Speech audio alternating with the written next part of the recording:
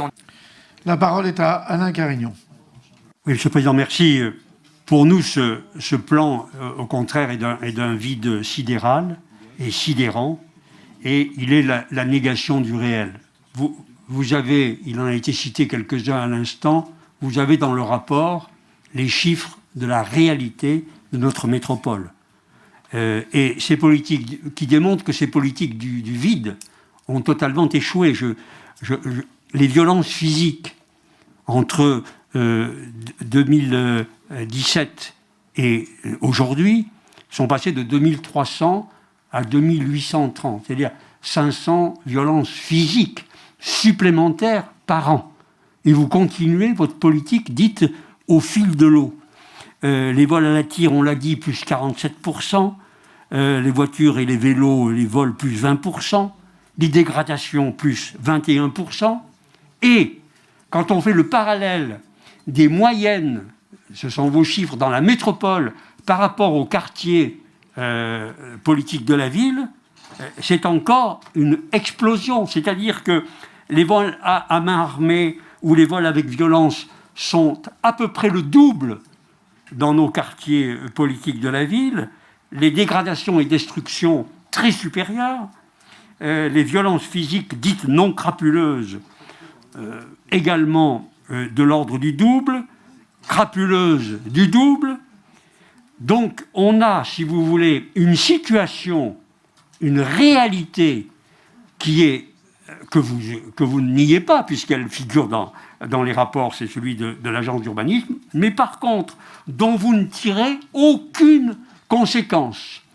Je rappelle que la prévention de la délinquance et la prévention spécialisée passe par une stratégie territoriale de sécurité et de prévention. Il n'y a rien sur la sécurité, sauf éventuellement une police de l'environnement, peut-être, qui arrivera un jour, si j'ai bien compris. Et quand je lis, vous vous rendez compte, il faut quand même que les métropolitains sachent que vous avez actualisé le diagnostic de sécurité qui a permis d'identifier les nouvelles problématiques. Bravo! Je veux dire que vraiment, c'est tout à fait stupéfiant. Et de savoir que vous avez réussi à actualiser le diagnostic de sécurité qui vous permet d'identifier les nouvelles problématiques. Quelles sont-elles? Évidemment, ça, il ne faut quand même pas trop en demander. Vous expliquez que la métropole ne se substitue pas à la commune, donc ça veut dire qu'elle fait 0. Et quand on est dans une commune qui fait 0, ça fait 2 fois 0. Et donc vous imaginez le résultat que ça crée dans la population qui est concernée. On a vraiment... on croit rêver quand on lit ça, quand on regarde les statistiques et quand on regarde ce rapport du vide qui ne met rien en place. Vous aviez vous-même, Monsieur le Président, je me rappelle il y a quelques années, vous avez dit que vous ne vous interdiriez pas de réfléchir, on dit il y a 3 ou 4 ans, de savoir si la métropole elle-même ne pouvait pas s'impliquer dans les questions de sécurité, proposer, j'imagine, aux communes de coordonner les moyens de police, de surveillance, d'action. Tout cela, c'est une nécessité absolue. On pourrait avoir des services communs, j'imagine. Je pense que vous pourriez les proposer aux communes volontaires pour qu'on puisse, en leur laissant la délégation de police, avoir des PC de surveillance communs qui permettent de surveiller les voitures volées, les actions, tout ça. Tout cela est indispensable, c'est urgent, c'est nécessaire, c'est attendu.